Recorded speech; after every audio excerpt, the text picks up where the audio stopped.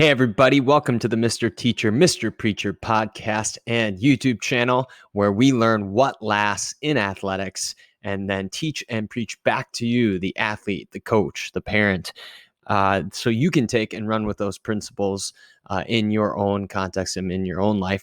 And today is a solo deep read, as our Reverend in residence, Jake, is still out of commission in his move across the valley. Excited to have him back when we get him. The train will keep on moving. And we have our last deep read of the Industriousness building block on Greg McKeown's Effortless, when we figure out how to make things easier than they need to be rather than harder than they need to be. So this deep read is titled When Industriousness Becomes Effortless. And as with every deep read, we follow the deeper reading structure from our dear teacher friend out in California, I believe still in California, named Kelly Gallagher. And we break the book down similarly how he teaches a book or a novel. And the steps are here. We have the first, we'll have a reading focus, get us into the topic at hand. And then we will go into the first draft reading, which is more or less a comprehension or conceptual level of what is the book about in general. The next step is the second draft reading, where we say, okay, what does it say? What does it mean? What does it matter? And in our terms, it's what lasts in athletics from this book that we can apply. And since we're studying a building block of the pyramid of success, we're going to say, okay, what do we learn about working smart for industriousness from Greg McKeown's Effortlessness? So we'll cover a number of topics there. And then we will go into that collaboration metaphorical response. Usually that is where we build something together in a group team fashion. Without Jake, we're just going to stick to the metaphorical response. What is effortlessness like?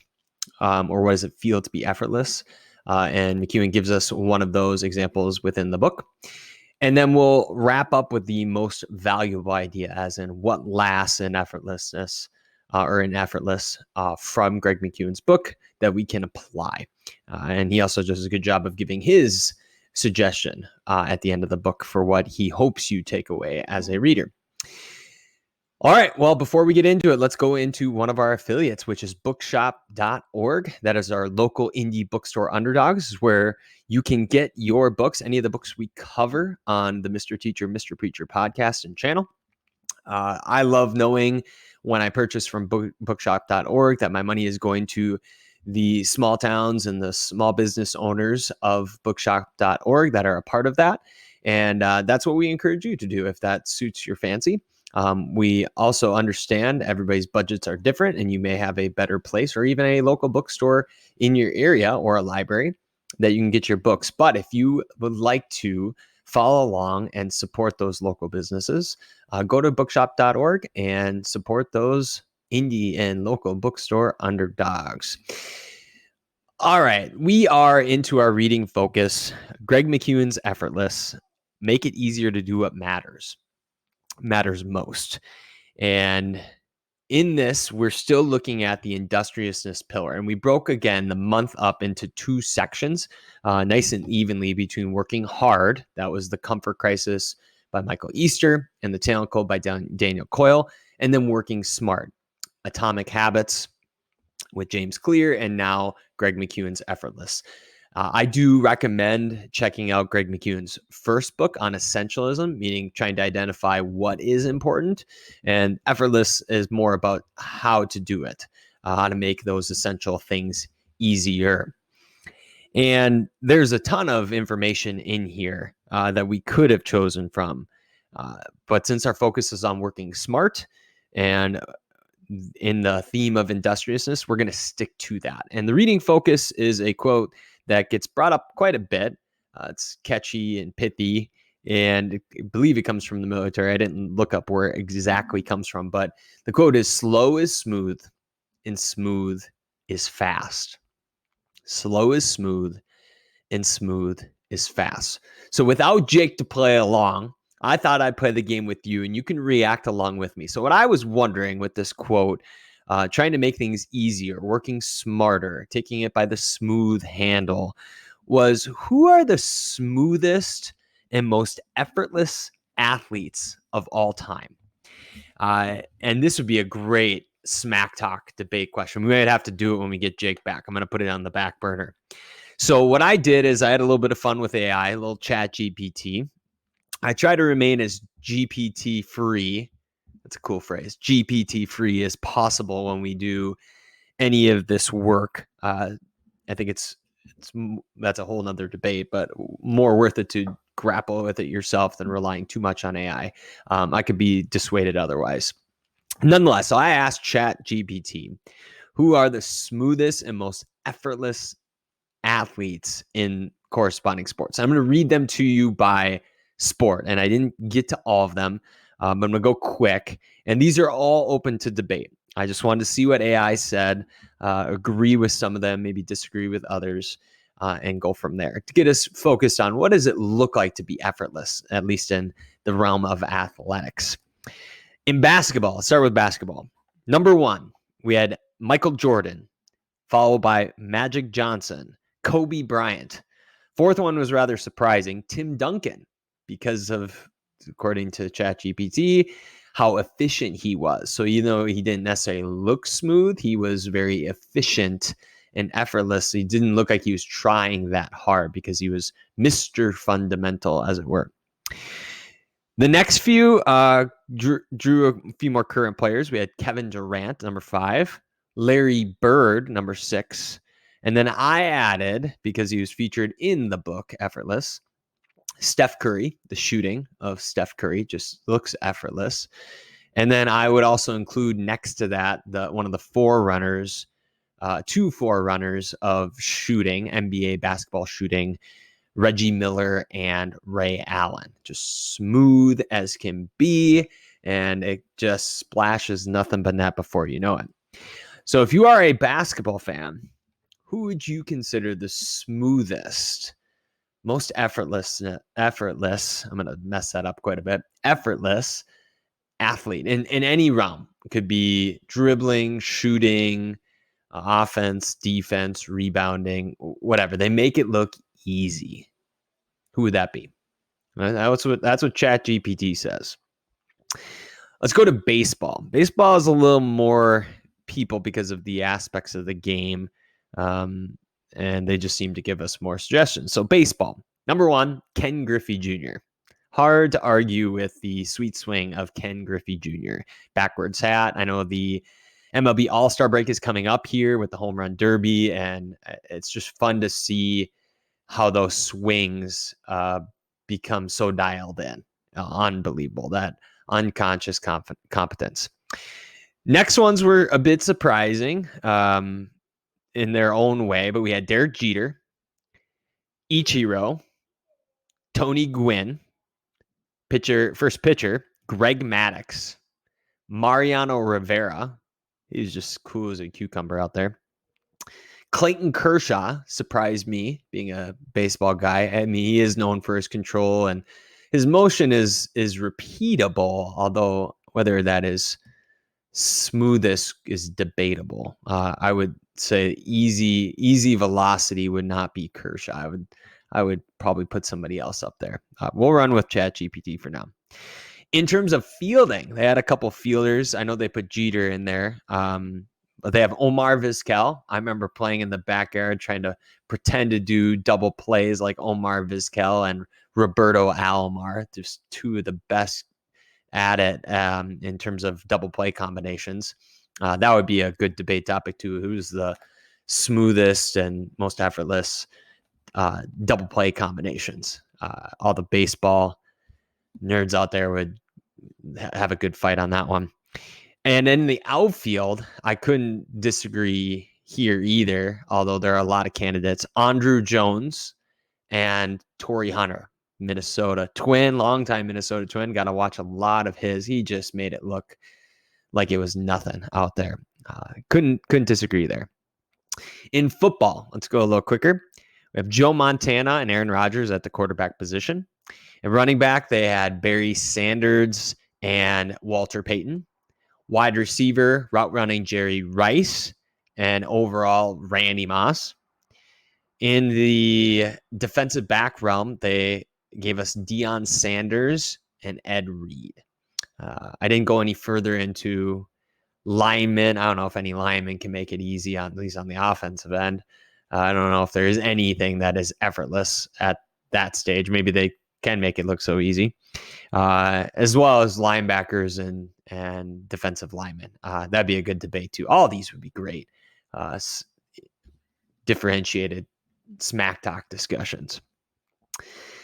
I'm gonna wait for soccer for Jake because I don't want to leave him out on that one. But there were a number of just classic soccer players that are some of the best in the world. We mentioned those in the Talent Code episode, including Pele and Ronaldinho, if I'm saying that right. Zinedine Zidane. Again, soccer fans, don't get upset at me. I'm not a soccer guy. Soccer is great. I just didn't play. Messi, Ronaldo, so forth. And then I just threw the gates wide open and said, okay, who are other notoriously smooth and effortless athletes across any sport? They want to just narrow it down to some of the bigger name sports. And the names that came out were Federer, Serena, Ernie Els in golf, a name that harkens back, made it look effortless, along with Annika Sorenstam, Shaun White of the skateboarding, snowboarding realm, Kelly Slater and Alex Honnold of free solo fame. And then I just asked, okay, what are the top 5 of all time? And pretty predictable order. I mean, you could rearrange these if you really wanted to. Let's just say the top tier. There was Michael Jordan, Roger Federer, Usain Bolt, Wayne Gretzky, and Pele.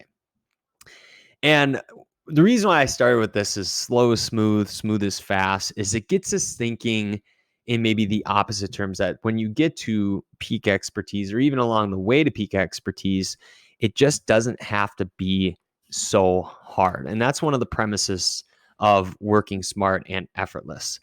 So I want to break down, moving into the first draft reading, just the basics. And I appreciate authors who can summarize things for you as you read the book. I know a number of my favorite authors do this, where they will, at the end of sections, key sections of the book, summarize the key findings in their own words, so you don't have to think about it sometimes.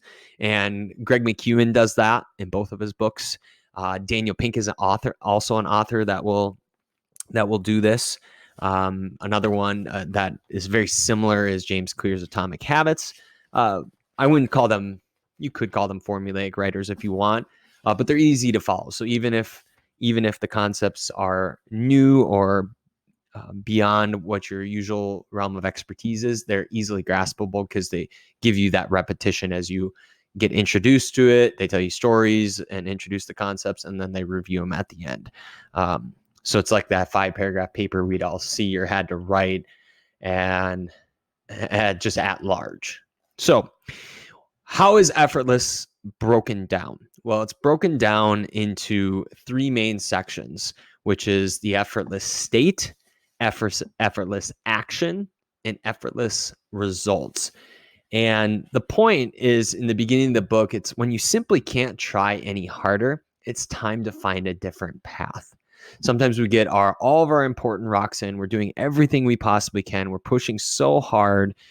And it doesn't help that we have a culture that, as McKeown says, glorifies burnout. Oh, well, you're not getting the results you want. You must not be trying or doing enough.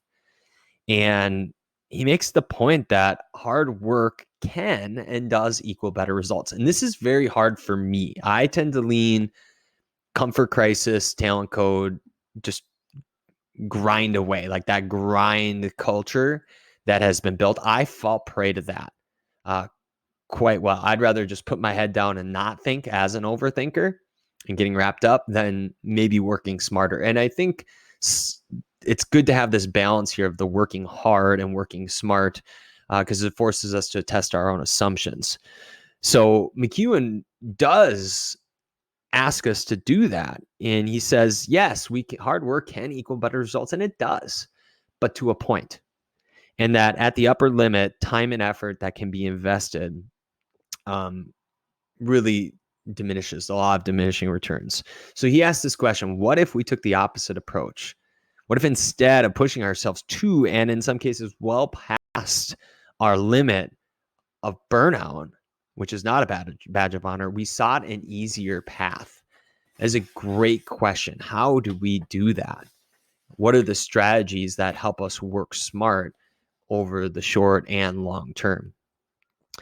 And his idea is that not everything has to be so hard. So some things you gotta go for that, and that's what his first book was about. Essentialism was about doing the right things, and effortless is about doing them in the right way. So instead of trying to get better results by pushing even harder, we can make the most essential activities, those very high yield. If you watch the episode on working smart. So we were working smart from 2 masters of meta learning. So the meta industriousness. We talked about Tim Ferriss and Josh Kaufman, the 4-Hour Chef, in the first 20 hours. Both of them were very particular about how they would deconstruct or even select components of a skill in order to get world class at them in a short amount of time. And that's what we're looking at here, is not only picking the essential, that was the first book, but working very, very smart on those particular things. And so those 3 sections were summarized for us by Greg McKeown, and I'll read them. I'm not going to read every summary of every chapter, but I'll give you the chapter titles. So what is the effortless state? So that's the first big section of the 3. And the effortless state is an experience many of us have had when we are physically rested. And so our body is recovered. We're in the green, as our whoop strap fans would say, emotionally unburdened and mentally energized. You are completely aware, alert, present, attentive, and focused on what's important in this moment. You are able to focus on what matters most with ease. And McKeown goes into a number of chapters on how do you access this effortless state. The first chapter is invert. Second chapter is enjoy. The third chapter is release. The fourth is rest. And the fifth is notice. And each of those go into how do you have that effortless state. We'll go into a couple of those in our second draft reading. The second section, part 2, was effortless action. So we have the state. You got to get your state ready to go, get to baseline.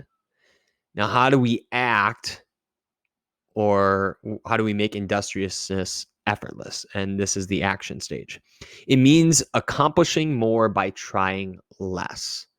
Very counterintuitive. You stop procrastinating and take the first obvious step. That was a huge one. You arrive at the point of completion without overthinking and overthinking. Guilty as charged right here. You make progress by pacing yourself rather than powering through.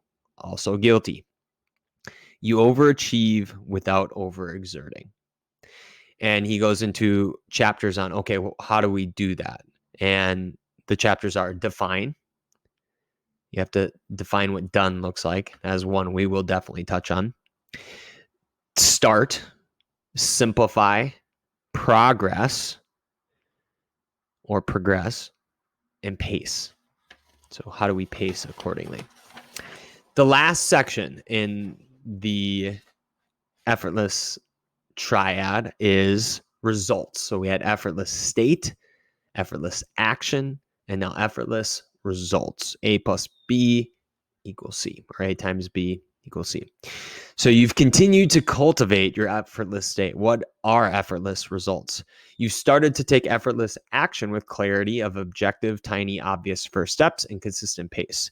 You're achieving the results you want more easily, but now you want those results to continue to flow to you again and again with as little additional effort as possible, where this becomes unconscious or subconscious.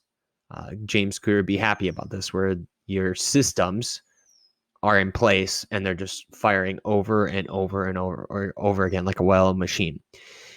You are ready to achieve effortless results. In order to do that, he has 5 chapters that go with it. Learning is a big key to those effortless results. As the Art of Impossible and Stephen Kotler would say, motivation gets you into the game, learning keeps you in the game, and creativity helps you steer. Number 2 is lift, and that one is more about levers, identifying high leverage or high yield moves or activities. Automation, where you make the decision and it's just done. A lot of ways to do that. We'll talk about that with checklists and cheat sheets. The 4th concept under effortless results is trust, building high trust teams for lower friction. We're not going to talk about that one as much because we're in the industriousness concept, but trust is a big deal if we're going to talk about group flow. I think we'll save trust for those sections when we get to team spirit or friendship or cooperation. So I want to take a much closer look at trust. I do know it plays a huge role into working hard together, but we're just going to stick to working smart. The last one is prevent. So an ounce of prevention is worth a pound of cure. Don't just manage the problem, solve it before it happens. So those are the 3 main sections of Greg McKeown's Effortless, and they are all worthy of a dive. So go to bookshop.org if that interests you. Those are the main sections that we see, and each of them teach us how to get the state and the action and the results that we want much easier. A lot to chew on. And we're going to go into some of the bigger ones here in the second draft read. So what did we learn in Effortless about working smart, about industriousness? And the first one that I want to talk about is in the enjoy section, and the hot tub time machine. So some things that we have to do is we tend to separate work and play. And McKeown says, he kind of breaks down these artificial constructs and dichotomies that we have. And he said, you know what? We need to work a lot more on combining work and play, where we take something that is essential, might be even hard, and pairing it with something that we do enjoy. And I know James Clear talks about temptation bundling in Atomic Habits, where you do an activity and then you add something at the end, kind of like the carrot at the end, something to look forward to. And Clear drops the enjoyable activity into the thing you're doing and pairing them together. All of the single tasking advocates would despise this because you just want to do the one task at a time. I understand that, the unitasking portion. Yet it is interesting to consider McKeown's thought that, hey, what would make this thing that maybe I really don't want to do or isn't that fun into something fun? And he gives example of having all these voicemails or calls to make. And he's like, what would make this much more enjoyable? It's a great question. And that one, I don't think we need to feel guilty of answering, no matter how it checks out. So McKeown says, you know what? It'd be great to field all these calls while I'm in the hot tub. So he does that. And he goes on to say he told everybody that he was doing calls in the hot tub. And it was a great conversation starter, and he really enjoyed it. And before he knew it, he was done with his calls and he wished he had more. So the idea here being is that, yes, you can work hard while you're working hard or even after. I'm okay with both. What could you add on that would make it more enjoyable? Not artificially enjoyable. You say, oh, embrace the suck. Okay, let's stay away from that for a second.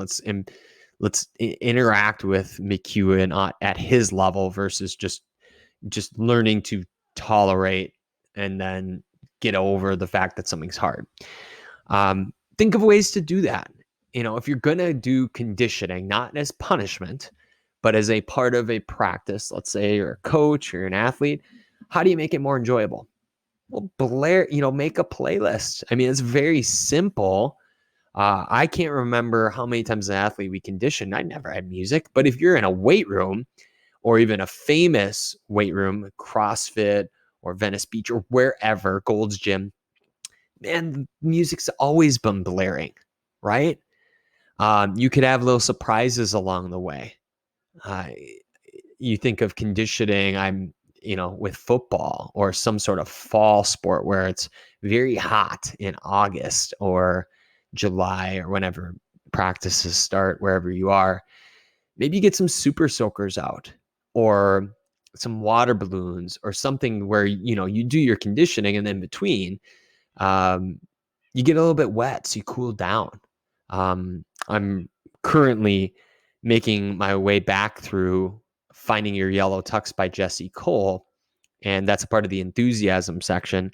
And he went on a trip, and they, to one of those Caribbean resorts, and they just offered him a cooling towel, very cool towel that he could put on. And Jesse Cole, as he would do with the Savannah Bananas, makes that into a promotion with the local heating and cooling company. Yeah, it's just something as simple as that, where we get a chance to make things just a bit more fun, a bit more enjoyable than they would otherwise. And I like that. So find ways to make things more enjoyable, as it were. The second thing that stood out to me was the lack state versus have state. And I wanted to harken back to the talent code. So I'm going to flip to that page. It's page number 9 of the notes, where when you focus on what you lack, you don't get to focus on what you have. Whereas if you focus on what you have, then you aren't so focused on what you lack. It's this attitude of gratitude. The reason why I want to go back to the talent code is Daniel Coyle says that these talent hotbeds he visited were shanty towns. They were not nice. And I don't remember anything in that book that said those organizations, companies, training facilities complained at all. It sent the signal that there's more work to do here. You have to earn your keep. And since we live, like McKeown says, in a complaint culture that gets high on expressing outrage, or we have entitlement, we need this certain bat or glove or facility, or it doesn't look, or, we have a lot. If you look for stuff to complain about, you will not be disappointed.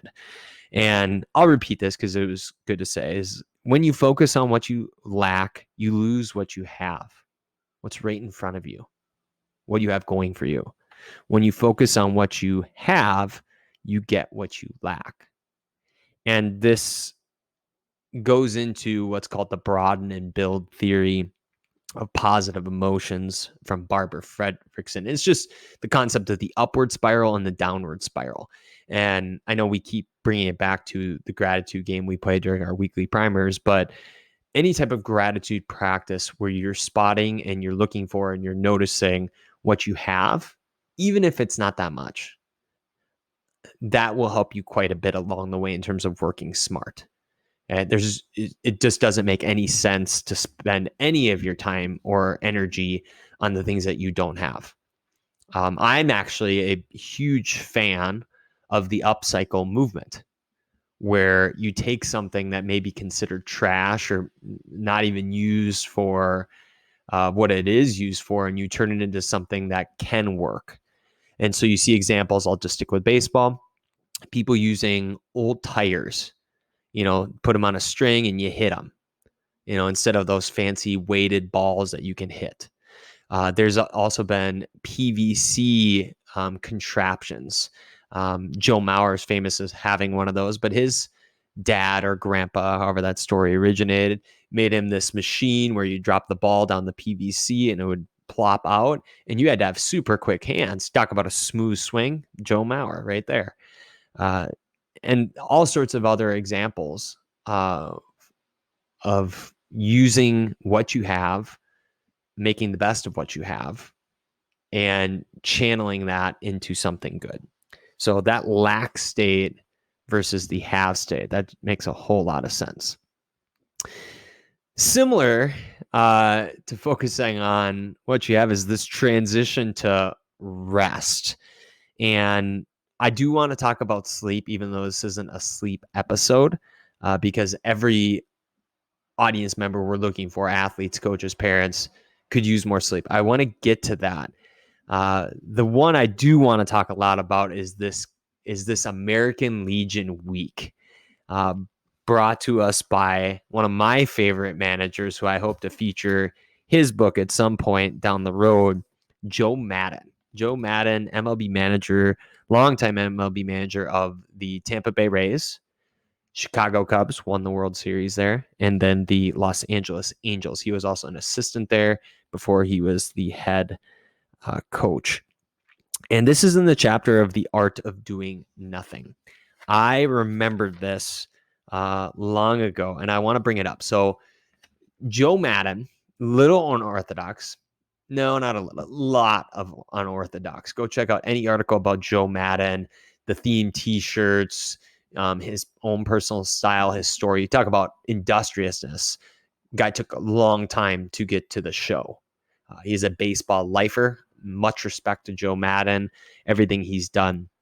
And one of these quirky but brilliant strategies was American Legion Week. And I'll read it to you. So the week is held during the dog days of August. So MLB plays quite a bit of games, 162 in a year, and they start in April. Earlier than that for spring training in February. And it's a grind, right? Your April, May, June, July, August. It gets hot, especially if you're playing anywhere south of Minnesota. Even in Minnesota, it's pretty humid here.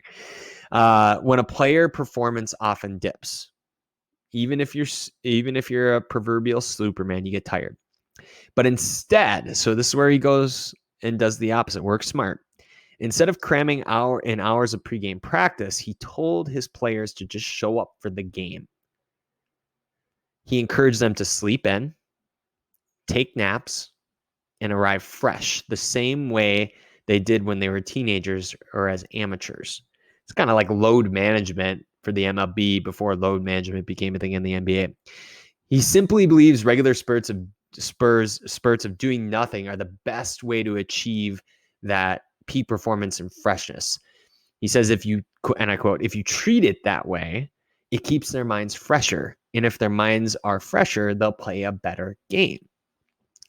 Now everybody's like, well, no, you got to grind, you got to, stay at it. Even the devil's advocate that would say in the talent code, like, how do you get somebody world-class to get worse at what they do? You stop them from practicing. Well, they're still playing the game. So, they're going to do some warm-ups. So it's not like they're stopping everything completely. That would be bad. I would agree with that. Just stopping completely for an extended period of time, like a month, as the talent code says, is not good.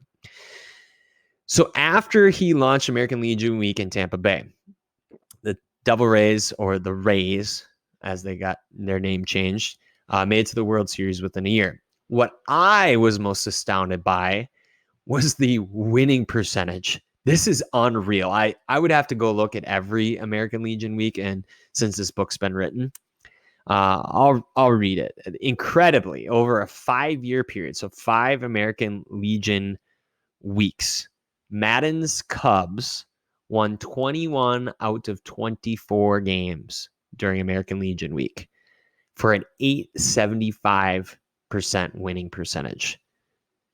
Studies show peak physical and mental performance requires a rhythm of exerting and renewing energy, and not just for athletes. And McKeown talks about our friend Anders Ericsson from Deliberate Practice Frame, athletes, musicians, chess players. Everybody seems to have this threshold of how much deliberate practice they can do. 60, 90-minute spurts with breaks in between. You usually get upwards of 3 to 5 hours a day. The point that McKeown makes is that relaxing is a responsibility. Do not do more today than you can completely recover from today. Do not do more this week than you can completely recover from this week. So I got to thinking, like, when would American Legion Week make sense? And Daniel Pink wrote the book When, the Science of like Perfect Timing. And I got to imagine it's got to be that it's not the halfway mark, right? And Pink talks about being slightly behind at the halfway mark. So you get that idea of better get busy. There's more work to do. It appears it's kind of in that 3/4, maybe 80% of the way there, where you're tired, right? There's more to do. You've come along the way, but you're not at the end. You can't really see the light at the end of the tunnel yet. Appears to be the perfect time for an American Legion week, right? Gearing up for that stage. I don't know necessarily. I'd love to debate Jake about this. Does it matter when you do it in terms of if you're keeping track of wins and losses, as you're trying to build momentum into the playoffs? I don't know about that. I would say it'd be nice to take a foot off the gas no matter where you're at, so that you would be able to move forward accordingly. Apparently, the winning is not the issue here. I'm amazed that professionals can dial back, and he didn't mandate this. You have to understand. Some people get very stuck in their routines. I'm one of those people. I like my superstitions and my routines. And I would imagine that some of the players, yeah, coach, I gotcha.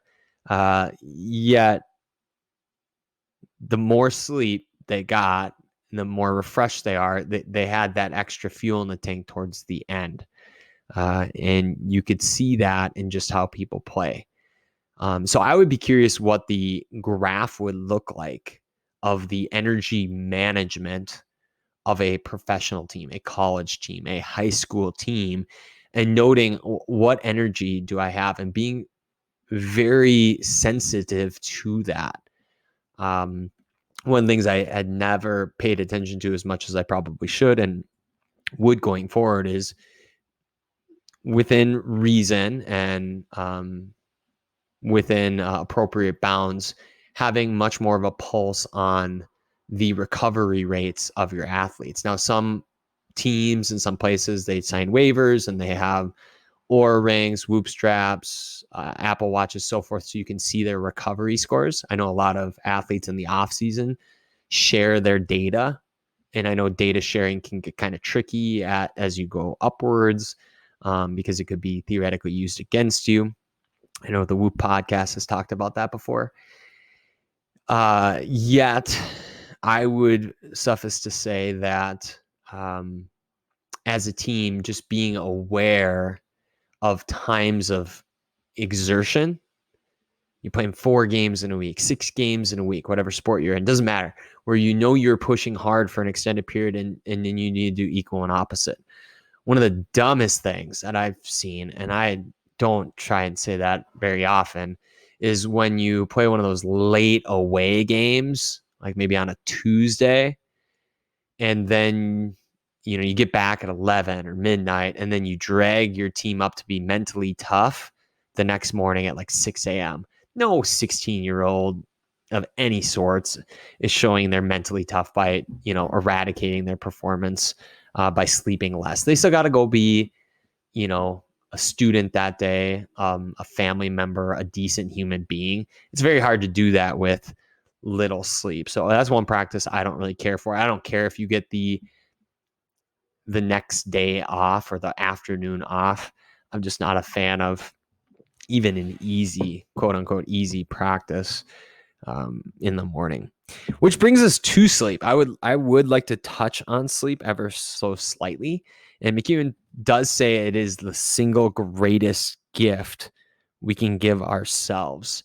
And he gives an example of someone who makes the determination of improving their sleep quality and their sleep hygiene, their deep sleep, their REM sleep, all the above, and using specific strategies for that. This is not a sleep episode.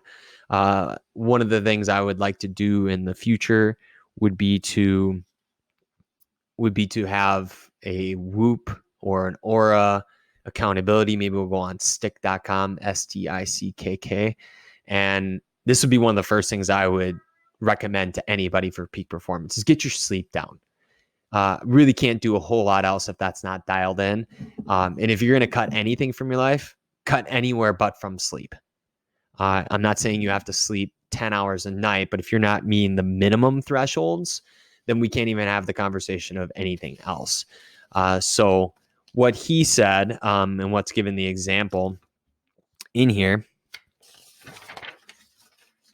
get to the right stage, is trying to increase the ratio of both deep sleep to lighter sleep and the amount of uninterrupted sleep. Now, if you're a parent or a coach, young children, I've been on many a peak performance call where we talked about sleep. You do the best you can and you don't feel bad about it. All right. Having young kids is a stage. It does go by. You just do the very best you can. Take naps if you can. Check out non-sleep deep rest from Andrew Huberman. It does help you catch up a little bit. I know catching up is not a thing. You just do the best you can. Don't let good be the enemy or great be the enemy of good kind of concept. But what are kind of some of the highlights? I'm not going to pretend to do a sleep episode. Matthew Walker can cover that. Whoop can cover that. Andrew Huberman can cover that. There's entire episodes on this if you want to get into the nitty gritty. But for our purposes today and working smart, you do need to have that effortless state. And to have that effortless state, you need to be well rested. So ideally, here's some of the numbers that were thrown around, give or take. Healthy adults, 13 to 23% of the night should be in deep sleep. And that equals about 50 to 100 minutes if you were sleeping 7 hours. And each minute is precious. And the new sleep trackers can tell you all of this, and you can track it over time, experiment with it. It's a wonderfully beautiful rabbit hole to jump into and never come out of. We spend a third of our lives asleep. You might as well get good at it. Sleep quality is how much uninterrupted sleep you get overall. Sleep hygiene is kind of the environment that you're in. It should be like a cave, dark, cold. I like that. Some simple steps. What did this individual take in the book? Again, encourage you to get the book. You get the whole shebang. Number 1, went to bed at the same time every night. That's called sleep consistency. Number 2, turned off all digital devices an hour before bed. I struggle with that. I tend to read before bed. I need to find a way around that. That's a hard one. I think most people violate that step. Number 3 is took a hot shower. I'm going to say why after this. And number 4 is tracked his sleep with smartwatch for a month. A lot of people don't track it. You can't fix what you don't measure. So one of the first tools that you can get into your disposal, it doesn't necessarily have to be an Amare, mental wellness, to fix your gut, or even protein powder or Gatorade or whatever product or supplement you're thinking. One of the best ones is sleep, because it pays off over and over and over. So things that do get tracked are heart rate, time in bed, time of sleep, quality of sleep, percentage of deep sleep. If you're on Whoop, it's recovery or strain, all those things. Why the hot shower though? Well, water-based passive heating. So if you warm up your body before bed, 90 minutes is the key timing there before bed.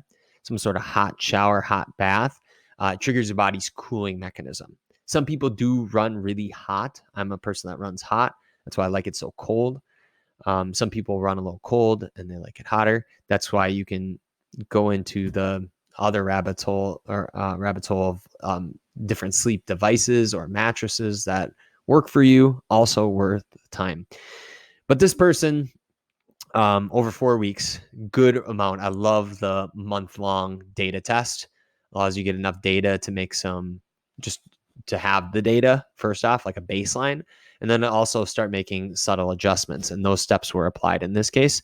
But this person's deep sleep shot up almost 2 hours a night, 800% increase.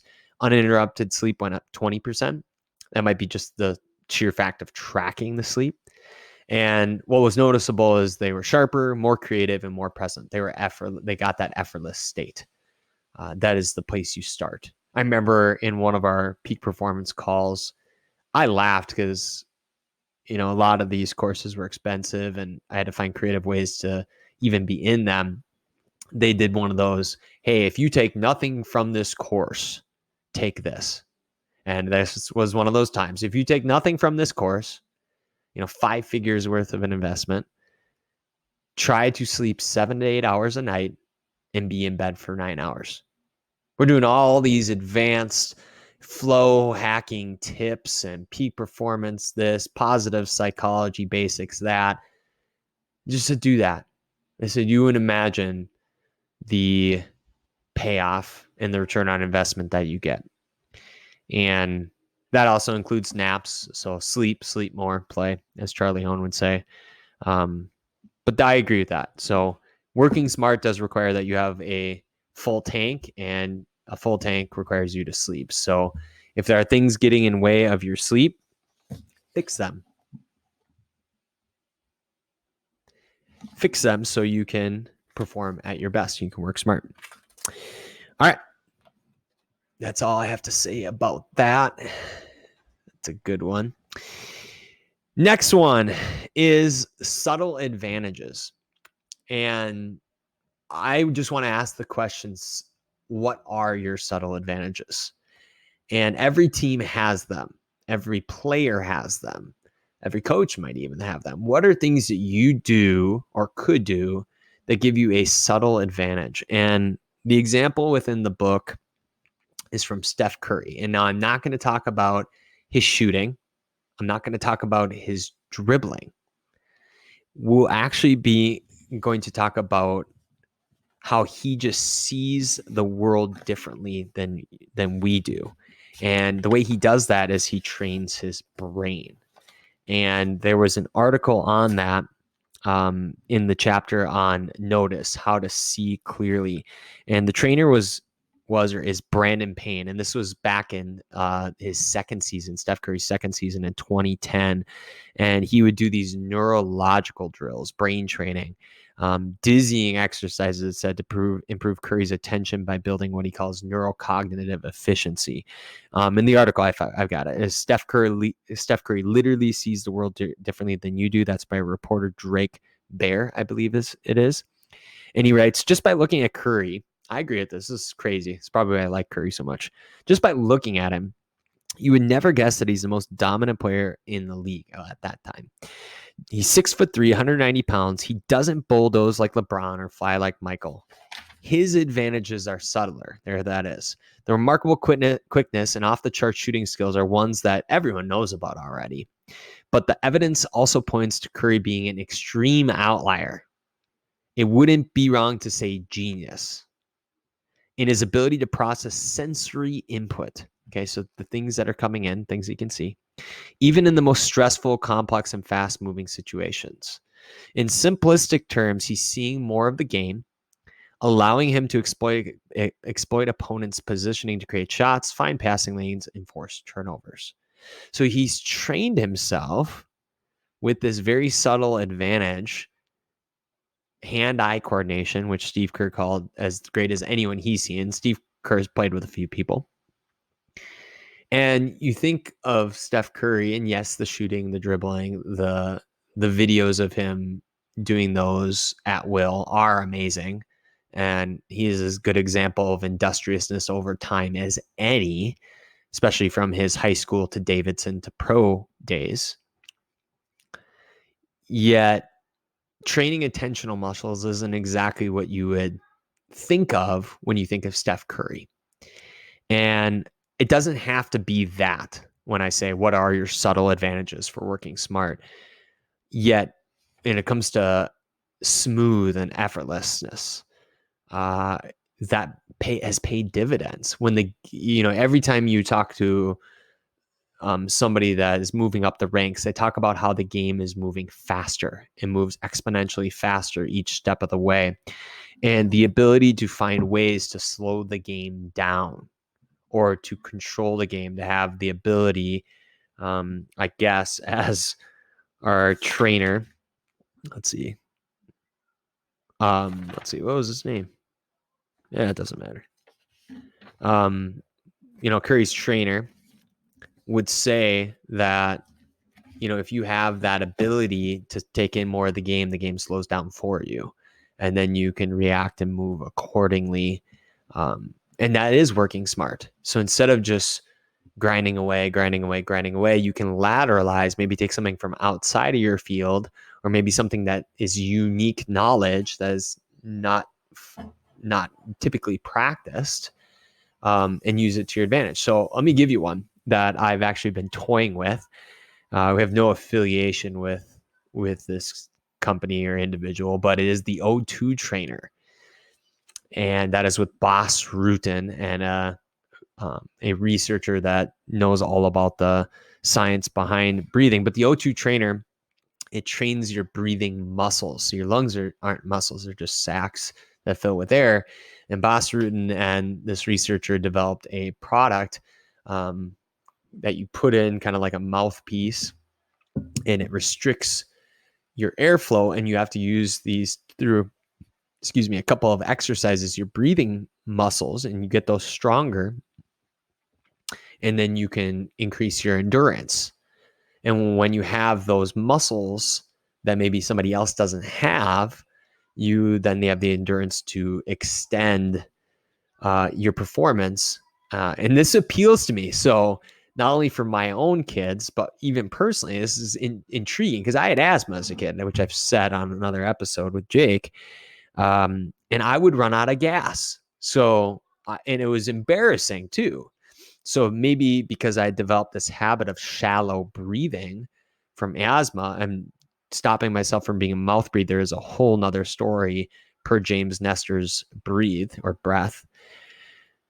I know that I probably don't have the muscles. I work out. I try and take care of myself. I like, my youngest would say he has more muscles than me. It's probably true. I don't have the strength of breathing muscles over time, even after growing out of asthma, to carry me into that, ability to hit triples.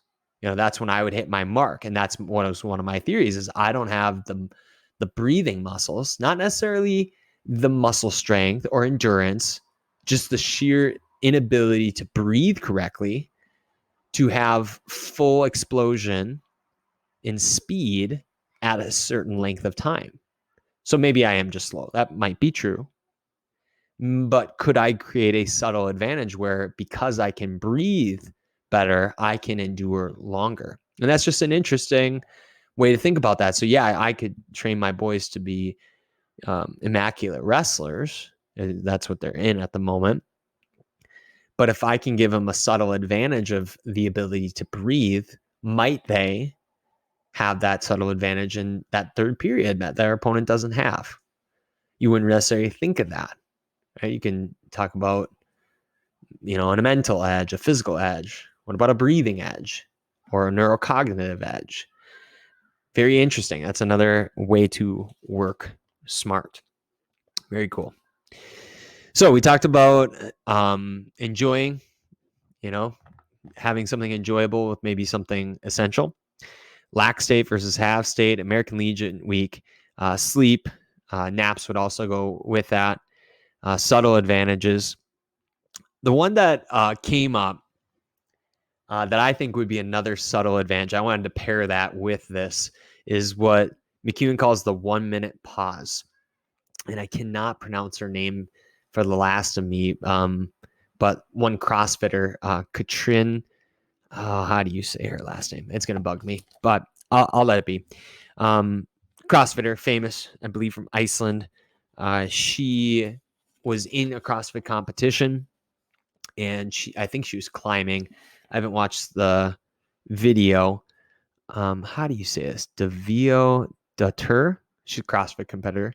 2014, inches from world championship, and stalled. She needed one pull and she would have won. She lost her grip and crashed to the floor. She kept trying again and again and again, allowed to try again. But at this point, she broke down, couldn't do it, mentally and emotionally drained. She gave up. And so she hired Ben Bergeron as her coach, who told Greg McKeown, our author, that at that stalled moment, actually she failed. Maybe she should have the O2 trainer. Good God.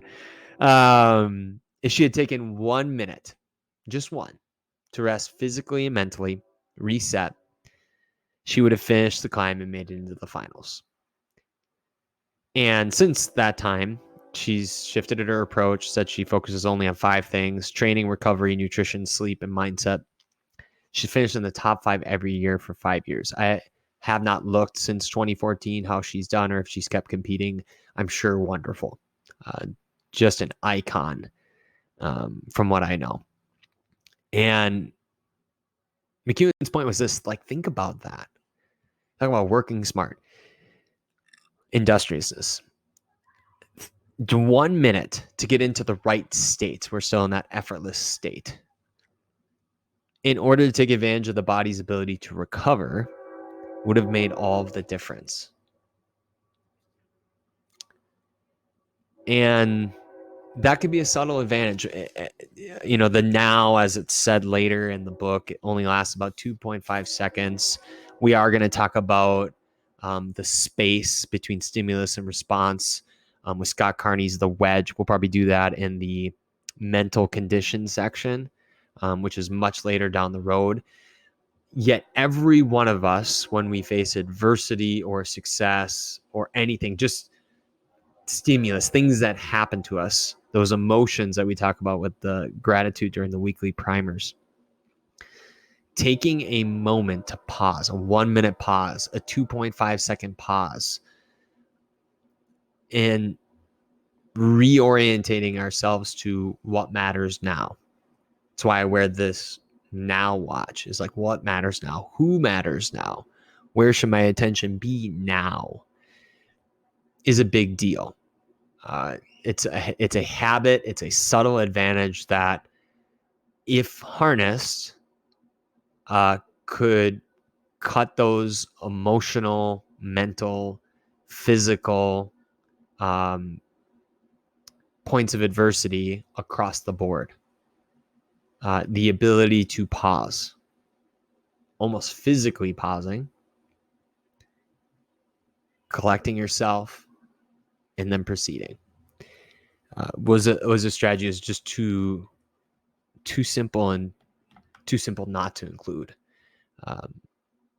Definitely matters in terms of helping us work smart. Progress. All right, next we're into that, kind of end game here. We're in the effortless action. And McKeown talks about progress and the courage to be rubbish, especially in the beginning, because we look stupid, right? We want to be in our tribe and we don't want to, separate ourselves and look like a beginner, because then people might laugh at us or some other thing that we're afraid of. It's a very real thing. Nobody wants to look foolish. I'm on a YouTube or a podcast, and when you're starting out, it's not very much fun to maybe be the newbie, but everybody had to start here, right? And that's kind of part of the deal, is the courage to be rubbish. And when you start with that and you expect it, you don't build up so much of resistance at, as Stephen Pressfield would say, or the challenge skills ratio. You're not climbing so far out of the gates. You're like, the first few swings can be rubbish, right? You're just getting the cobwebs off. You don't put so high of a bar out of the gate, expect perfection, from rep number 1. I got a couple kids learning how to swing a baseball bat. They're not going to be good right away. And nor should we expect them to. They're going to be rubbish. And expecting them to be rubbish is okay. So the quote is that we all start out ugly. Every one of Pixar's stories starts out that way, according to Ed Catmull, former Pixar CEO. And their earliest sketches were awkward, unformed, vulnerable, incomplete. So we need to create space, if you're a coach, for rubbish. If you're an athlete, if you're doing something new, give it time. Like, it is okay to be bad. And one of McKeown's friends, this is the thing I wanted to get to, was level 1 mastery. And it goes very similar to James Clear with not how long does it take to get good at something versus how many. So we oftentimes go to days or time in 3 months or 6 months, or first 20 hours even. which is are useful metrics at some point. But what is better is how many, making it visual in a scoreboard. And his friend, so McKeown's friend, teaches language students, I'm going to read this, to imagine they have a bag full of 1,000 beads. That's a lot of beads, first off. Every time they make a mistake in talking to someone else in the language, they take out one bead. When the bag is empty, so 1,000 beads, 1,000 mistakes. When the bag is empty, they will have achieved level 1 mastery. That is so beautiful. The faster they make those mistakes, the faster they will progress. I know that there is like the paperclip strategy from James Clear, where you transfer from one mason jar to the other, whatever, you make it visual. Oh man, I know that some organizations, like youth sports organizations, do those shots in the summer, like hockey or basketball, like you shoot so many shots. Could you imagine level 1 mastery being these 1,000 mistakes? Usually we count makes, or just total shots. I love this. In the quote is, there's no mastery without mistakes, and there is no learning later without the courage to be rubbish. Similar to the study about which students perform better, the ones that made as many paintings as possible to get a certain grade, or the one that made one perfect one. And the students that made all the paintings did way better than the ones that obsessed over one perfect painting, because they didn't get the mistakes or the practice. And that goes to one of Tim Ferriss's failure points from that meta industriousness episode, was making failure as cheap as possible, or having failure points where failure isn't fatal. And McKeown calls these learning size mistakes. And he mentions LinkedIn founder, one of the LinkedIn crew or PayPal mafia, like Elon Musk. But Reid Hoffman told Ben Casnocha, I don't know how to say that. He was his newly hired chief of staff. He said, in order to move fast, one of the things that is big in Silicon Valley, and it was at LinkedIn and PayPal even, is in order to move fast, I expect you'll make some foot faults. I'm okay with an error rate of 10 to 20% if it means you can move fast. What's interesting about that is, with the research behind Flow's most important trigger, the challenge skills ratio, ideally what we're hoping for is you are performing at about 80 to 85%. So that's very similar percentage here. It's fun to compare those two things before you want to progress. Like if you can meet that threshold, whatever that is, that means you're in the right arena, and we need to stretch you a little bit further. Because if you're 100%, it's too easy. But if you get below kind of that 80% mark, you're not quite proficient enough. And it's not an exact science, but I like that those numbers tend to line up. What I did like is, imagine your athlete or your kid saying this, though, is what Ben said. He said, I felt empowered. I would love to have athletes or my own kids say, I felt empowered because he had that leash of 10 to 20% to make decisions with this ratio in mind. And it was incredibly liberating. So, yes, it is important to demand excellence and to just a flood of information to get better. And at the same time, not expecting perfection. Error rate of about 10 to 20%. Quantifying that, visualizing it, that 85% rule. When it comes to product launches, imperfect is perfect. When it comes to anything, imperfect is perfect. If you're not embarrassed by your first product, your first swing, your first attempt, you tried too late. So level 1 mastery. Oh, man, I would love to implement that somehow. Super interesting to get into in terms of working smart. That is just smart, is to consider those mistakes and getting them out of the way right away. Couple more, and we'll get to the most valuable idea and the metaphor. Was pace. Another one that could be tied to that American Legion week was this idea of upper bounds. I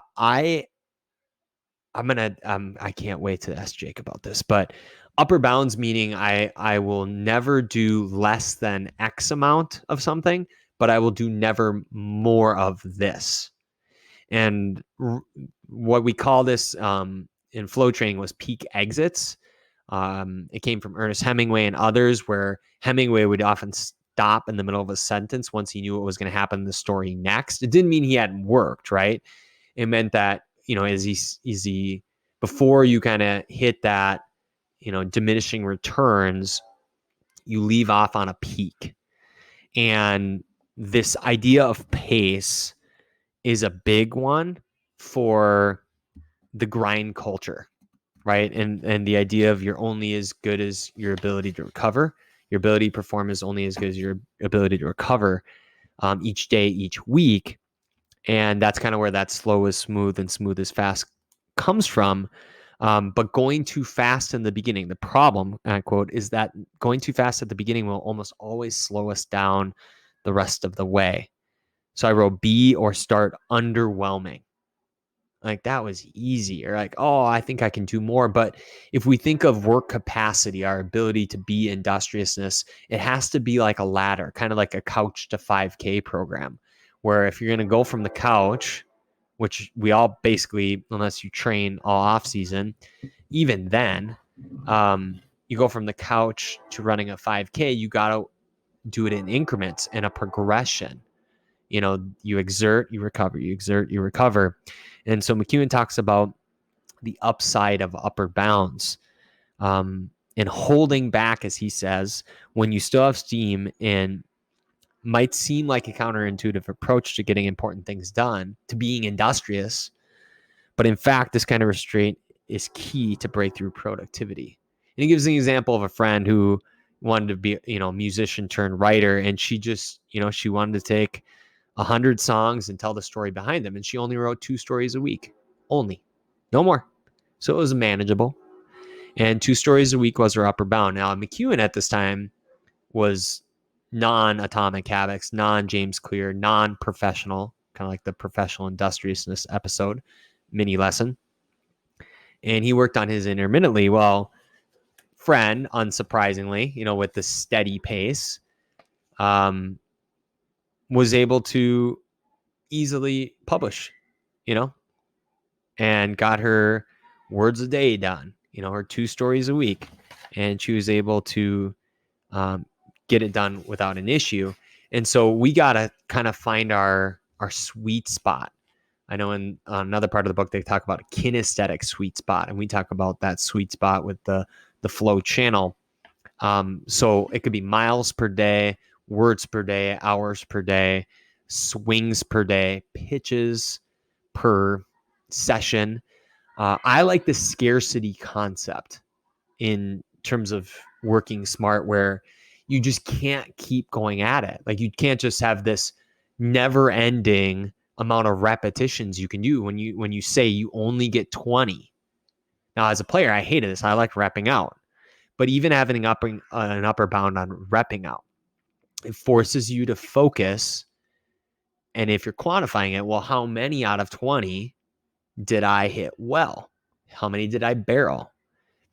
And that's, at a larger scale, what makes life precious is that it is so fragile. If you could live forever, you wouldn't have as much joy and appreciation of the time you do get. And so I would love to play with this. I think coaches, I've seen it often, I've been guilty of it as well, tend to drag out some drills, beyond that 5 to 15 minute period that John Wooden would do in that famed study by Gallimore and Thorpe is really giving yourself that upper bound. And like, there's tomorrow.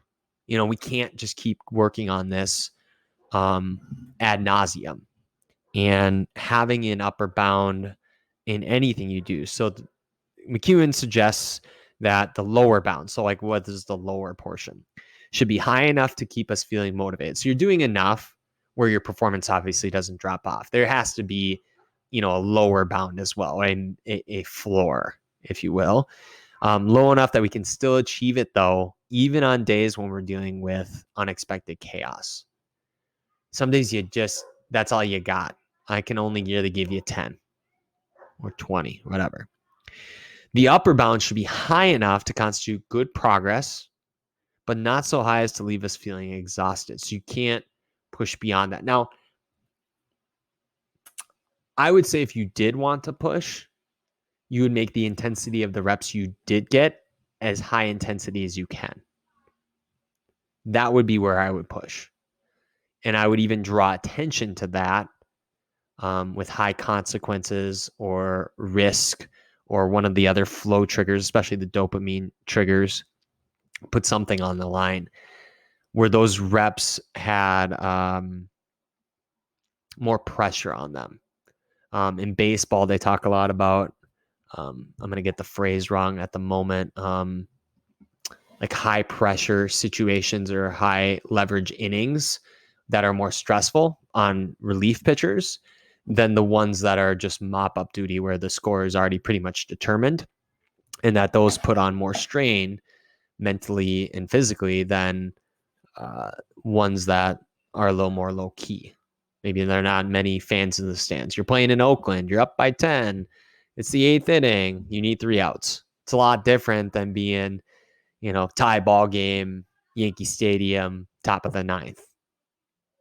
So keep that in mind. I would love to hear how people could play with lower and upper bounds with their practices and how many reps you do, especially if you're structuring them with certain numbers in a certain amount of time.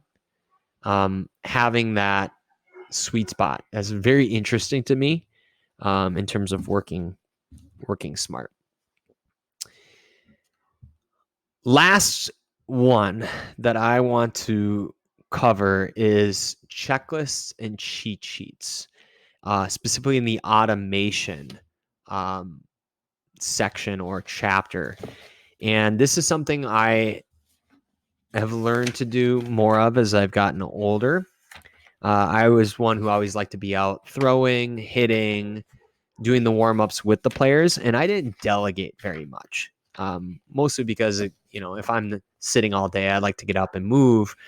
But the ability to create systems, James Clear sense, or cheat sheets or checklists, I'll define those in a moment, and hand them the responsibility over to your players so that they can take it. Or maybe you don't have to keep recreating the wheel over and over. And this could be analog, it could be digital. I'm keeping it pretty wide open. But outsourcing the thinking once, so you don't have to do it again, and you can kind of put things in their container, is interesting. And how much you can do it. Now, in the beginning of the year, you're going to have to teach this. They're going to have to learn it. You're going to have to be pretty hands-on, but at some point they can do it on their own, and it should be automatic. I've gotten kind of grouchy about this lately, is the lack of automation or the lack of checklists and cheat sheets writ large. But to McKeown says the beauty of the checklist, kind of think 3x5 note cards, sheet of paper, is that the thinking has been done ahead of time and it's been taken out of the equation, or rather it has been baked into the equation. So instead of getting these essential things right occasionally, we get them right every single time. One sip. And a cheat sheet, kind of like Tim Ferriss's meta learning one pager or Josh Kaufman's visual that we shared in the meta industriousness section, is one of the most effective low-tech tools we have at our disposal to automate almost anything that really matters. And the checklist is one type of that. The idea of a cheat sheet is simply to get things out of your brain so you can do them automatically without having to rely on memory. And any type of routine or habit, it's not necessarily you're a bad person or anything like that. It's just that you need to have the right system. And I think of how many different things, like how much can you automate of your practice, of your routines, so you don't have to think about it. Games, if you start to think of things as checklists and cheat sheets, you could just print it off and walk through them. It outsources a lot of that because there's so much coming at you as a player, as a coach, as a parent. I mean, we could dive in at a number of different angles. I'm going to take one that's just super simple as warm-ups. Dynamic stretching, mobility, whatever it is your team. I'm just going to go with the Twins. What is the Twins way? What is the warm-up? Now, I believe at the professional level, they personalize that based on your position, and each player, they kind of do their own thing. But even that has been automatized where they don't think about what they're doing. They just go through that mindfully, get it done, and move forward. So one thing that I got grouchy about is I look up and down the system and say, okay, that's the varsity team up there. Okay, there's the varsity team. How do they warm up? Okay, well, this is the youth program. Let's emulate that. There's baseball players, softball players. It's not recreate the wheel. You make one checklist, you record a video, how to do it, post on a private YouTube channel or throw it in Google Drive or something. Kids can learn how to do it, and they'll, you give it to the kid. You're the captain. You have the role of leading warm-ups today. Every time, here's how we do it. And then when you get there, you don't have to say, hey, go warm up. But at this time, when practice starts, go warm up. Or we're meeting as a team. I'm going to talk for 1 to 2 minutes. Here's kind of the structure of the day. Okay, go warm up your body.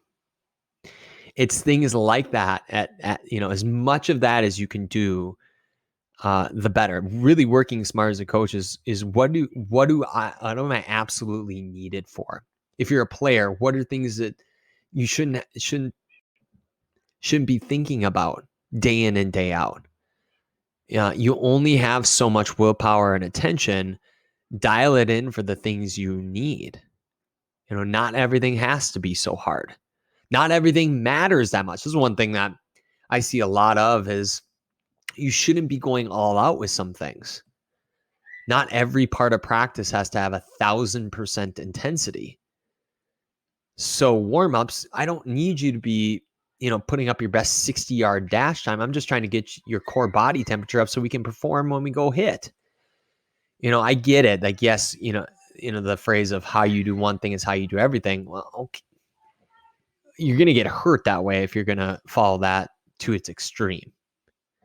So having much more of a smart or a mindful approach to, where do I need to put a majority of my energy and when? Because there is a time and place for going all out. And there's also a time and place for recovery. And you need those ebbs and flows throughout a season, throughout a game, throughout a practice, and so forth. So I really like that, the beauty of a checklist. Take advantage of checklists. I know that at coaching clinics, people share their practice plans all the time. The less moving pieces you can have, the better. This is how we always start, close, when we take breaks, whatever have you. This is how we take infield, outfield. And it does take time, again, to automatize those and get them into the subconscious through repetition, make those learning size mistakes, sure. But I think we could all I know I could have certainly done and will do better at delegating checklists and working as a team and teaching others to do the same. So that's what I found in the second draft read.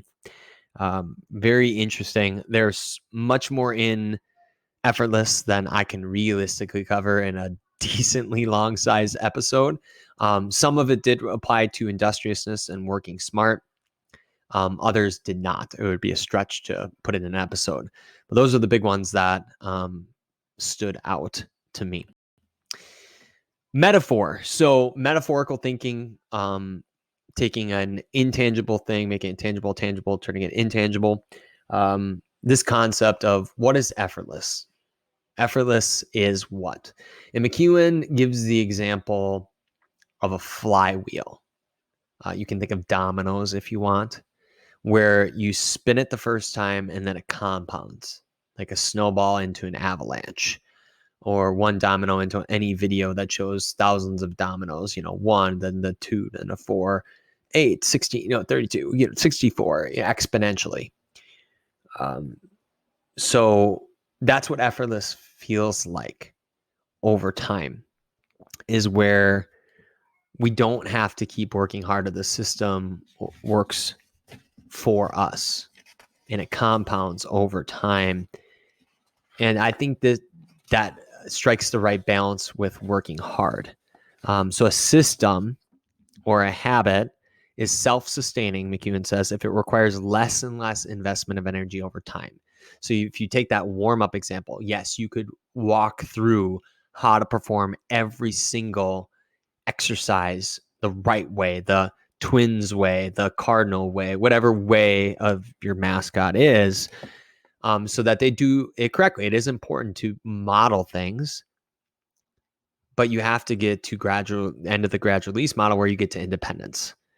Once it's set in motion, maintaining it becomes easier, then easy, and then eventually effortless.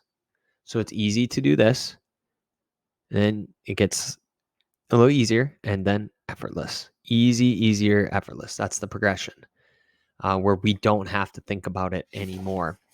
And I like that a lot. This idea of a flywheel. Again, I tend to lean the work hard camp, the grind camp, and creating those systems, those checklists, those cheat sheets, making it enjoyable where, yeah, over time, it's just like, yep, that's it. You don't even have to think about it anymore. It's a good way to think about the metaphor of the effortless concept. What is the most valuable idea, the MVI? What lasts in athletics from effortless? And McKeown does the work for us. And I like an author that, kind of goes a little bit out of a lot of character, as it were, where they're speaking directly to the reader at the end. And I'm okay with that because it makes it a lot easier on us to be able to understand what we want to take away. And everybody takes away something different from this. I'll read McKeown's most valuable idea, or the most valuable idea he wanted readers to take. He says, if you take away just one message from the book, couldn't get any clearer from that, I hope it is this: life, let's say athletics, coaching, parenting, doesn't have to be as hard and complicated as we make it. No matter what obstacles, challenges, or hardships we encounter along the way, we can always look for the easier, simpler path. Do I choose the heavier or the lighter path? Good way to think about it. And when I think of this book, that's what I'm going to be thinking of is, am I choosing the easier or harder path? The heavier, the lighter? And challenging your assumptions. Sometimes, again, it is good to grind away, get rid of those learning size mistakes and all 1,000 of the beads. And then it is also time to step back and work smart too.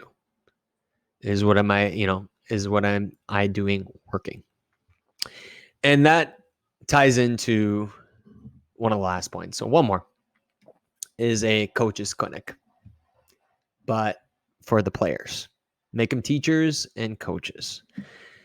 I would love to see every single athlete who thinks they might continue and become a coach one day to get the chance to be a coach for younger kids. I hesitated this initially as an athlete. I didn't want to deal with younger kids.